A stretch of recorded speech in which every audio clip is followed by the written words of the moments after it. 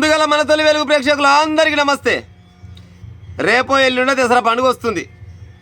దసరా పండుగకు ఆడవిళ్ళతో పాటు ఆడవిళ్ళలో ఇంటికి వచ్చినా రాకున్నా కానీ మన ఇంటికి మాత్రం ఉత్తరాలు వస్తాయంట, లెటర్లు వస్తాయంట. మన ఇంటికి ఏమి లెటర్లు వస్తాయంటే, ఈ తెలంగాణ రాష్ట్రంలో 6 గ్యారంటీల పేరు చెప్పుకొని ప్రజలను మోసం చేసి అబద్ధాల మాటలు ఆడి ప్రభుత్వంలోకి అడుగుపెట్టిన కాంగ్రెస్ ప్రభుత్వం 6 గ్యారంటీలు ఏవైతే అమలు పరచలేదో అవిటిని క్లియర్గా రాసి ప్రతి ఇంటికి పోస్ట్ కార్డు ద్వారా మన ఇంటికి వస్తాయంట, లెటర్లు పంపిస్తాడంట. మరి పంపించే మోతవరోలు, మరి ఈ లెటర్లు పంపించే మోతవరోలు అంటే కల్వకుంట్ల చంద్రశేఖరరావు గారి ముద్దుల కొడుకు తారక రాముడు చెప్పే ముచ్చట.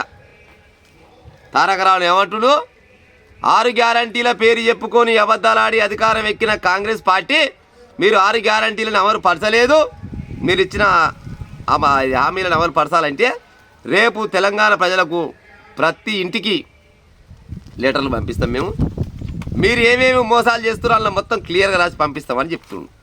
మేమేమంటున్నామంటే వాయా ఆయన ఏమేమంట ఫస్ట్ చెప్తాకు. ఇదంట ఏది కాంగ్రెస్ ప్రభుత్వం సర్కార్ అంట, జాయింట్ వెంచర్ సర్కార్ అంటే ఇది. బీజేపీ పార్టీ కాంగ్రెస్ వాళ్ళు మంచి సోపత అయ్యారంట, సాటుకు మాటుకు ముచ్చట పెడుతురంట, లవర్స్ అయ్యారంట. ఇద్దరు సాటుకు మాటుకు ముచ్చట పెట్టుకొని ఇద్దరు కలిసి ప్రభుత్వాన్ని నడిపిస్తున్నారు. 2 తోడు దొంగలు అయ్యారు. రేవంత్ రెడ్డి బంధువులు ఇంటి మొత్తం కలిసి రియల్ ఎస్టేట్ వ్యాపారస్తులు కలిసి కోట్ల రూపాయలు కొల్లగొడుతురు అని చెప్పుకుంటూ వచ్చిండు ముచ్చట.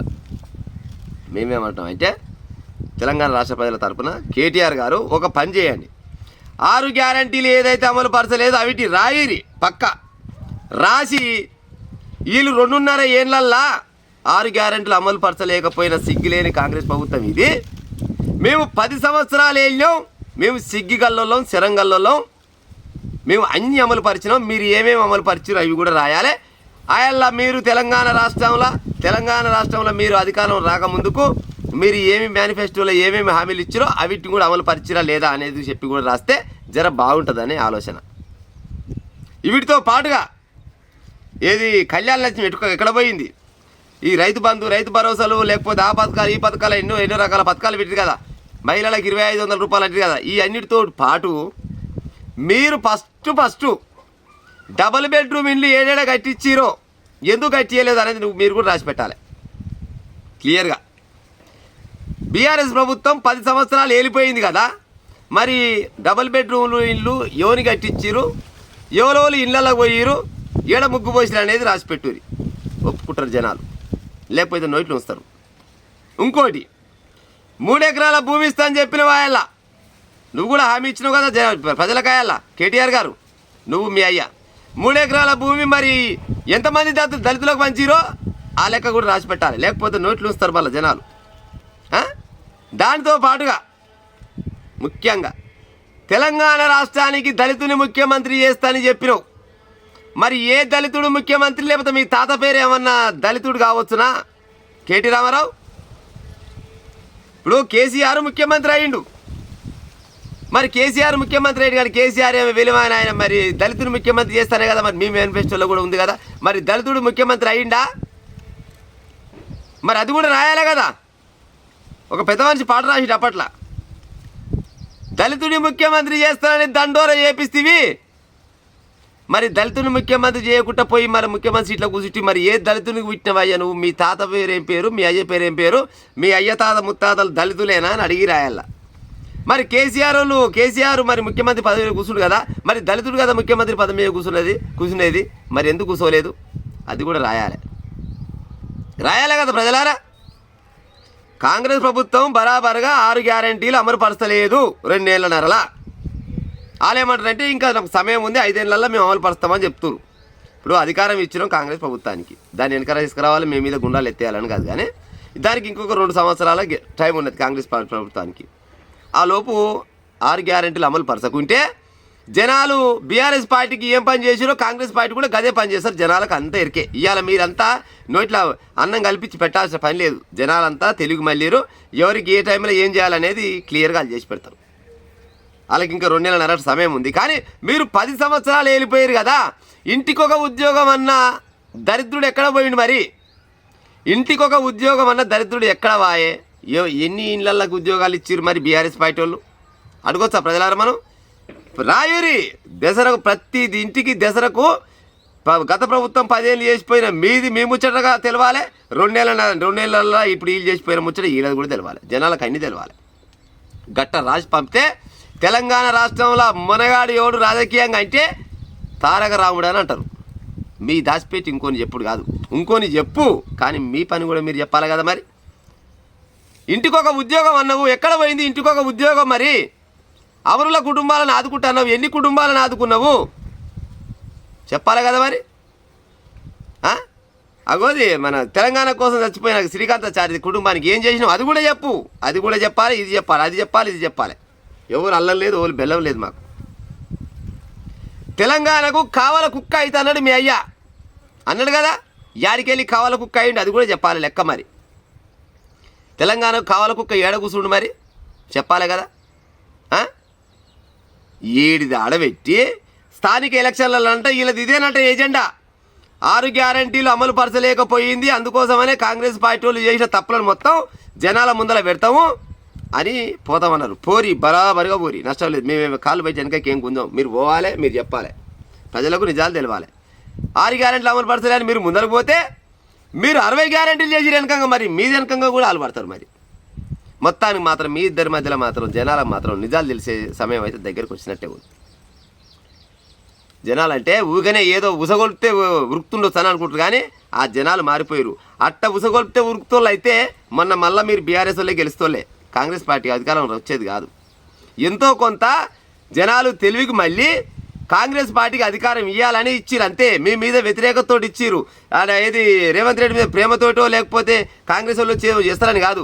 మీ దరిద్రం పాడైపోను, మీరు పోతే వాళ్ళు ఎట్ట చేస్తారో చూద్దాంలే. ఒకవేళ వీళ్ళు కూడా చేయకుంటే ఆల్టర్నేట్గా ఇంకో పార్టీని కూడా ఎత్తుకుంటారు. జనాలకు అంతా తెలివి తక్కువ లేరు, జనాలంతా తెలివి తక్కువ లేం కాదు. ఆల్టర్నేట్గా ఇంకో పార్టీని చూసుకుంటారు. జనాలకు ఏం కావాలి? మంచి చేస్తుడు కావాలి. మంచి చేయలేదు అనుకో తెలియదు వాళ్ళ కిందికి నీళ్ళు వచ్చినాక వాళ్ళకు కూడా తెలియకుండా ఎట్ట పాడవుతారు? ఒక పల్లెక లేదు కదా. అందుకోసమనే ఎవరు ఎప్పుడు ఎట్ట ఓటేయాలనేది జనాలకు మంచిగా ఎరక. కానీ నువ్వు మాత్రం దసరకు మాత్రం ఇచ్చే ఆ కార్డులు ఏవైతున్నాయో ఆ కార్డులల్లా కాంగ్రెస్ పార్టీ చేసిన అవినీతి అక్రమాలు ఒక సైడ్ రాయి, మీరు చేసిన అభివృద్ధి రాయి. అక్రమాలు పక్క పెట్టరు, కానీ మీరు చేసిన అభివృద్ధి రాయి. అట్టనే మీరు ఇస్తామన్న హామీలు మీరు నెరవేర్చినరా?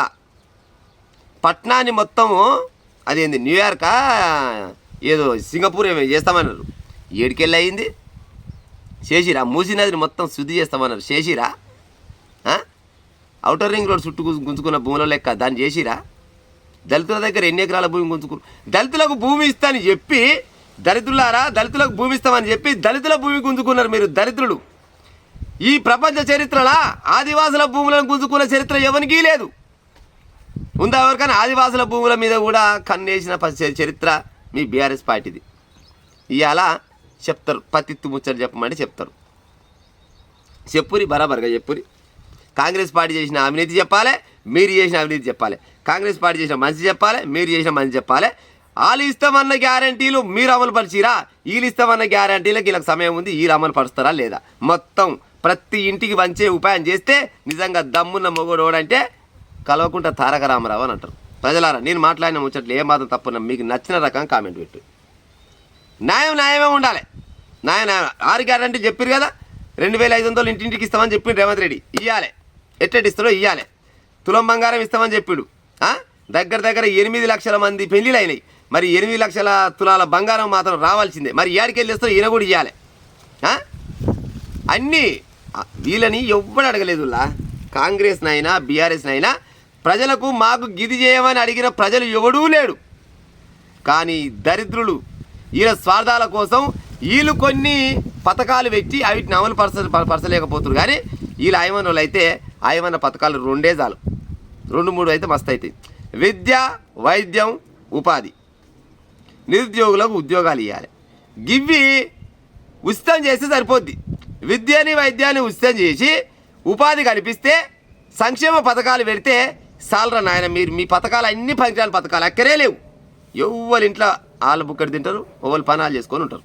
అంతేగాని మీ సన్నాసి పథకాల కోసం ఎదురు చూసే కాలాలు పోతాయి అప్పుడు. ఇక ఎంతసేపటికి ఆయమన్నీ ఏమో ప్రైవేటీకరణ చేసి పనికిరాని పథకాలకేమో జనాలను తలిగిస్తారు. కేటీఆర్ గారు, మీరు దమ్మున్న మొగోనివైతే నువ్వు మీ అయ్య చేసిన హామీలు ఏమైతున్నాయో అవన్నీ నెరవేరిస్తే చెప్పి బరాబరుగా రేపు స్థానిక ఎలక్షన్లకు వచ్చి ఉపాయం చేస్తే ప్రతి ఊర్లో మీ గులాబీ జెండా ఎగురుతుంది. మరి ఎగిరేరి చూద్దాం. ఎగిరేస్తే సంతోషమే. ఇప్పుడు మీ జెండా గెలిచిందనుకో, ప్రస్తుతం ఉన్న పార్టీ అధికారం ఉన్న పార్టీని ఒడగొట్టిందంటే అర్థమైంది. అధికార పార్టీ మంచిగా చేస్తుంది అంటే లెక్క కదా. ప్రజలకు పోయి మేము చేసిన మంచి పని చెప్పురి, మీరు చేసిన మంచి పని చెప్పురి, ఇవన్నీ కాదు. ఏదైతే చేసిరో అది ముందర పెట్టాలి. ఇగో గిది చేసిన, నేను గిది చేసిన, గిది చేస్తా అన్నారు, గిది చేయలేదు అని చెప్పే దమ్ము ధైర్యం ఉండాలంటే లెక్క. కానీ ఊరికనే పేపర్లలో ఇచ్చి నేను ఈయన పని చేస్తా, ఈయన పని చేస్తా, ఆయన పని చేయడు, ఈయన పని చేయడు, ఇద్దరు పుత్రులు కలిసి జనాల పని చేస్తారు.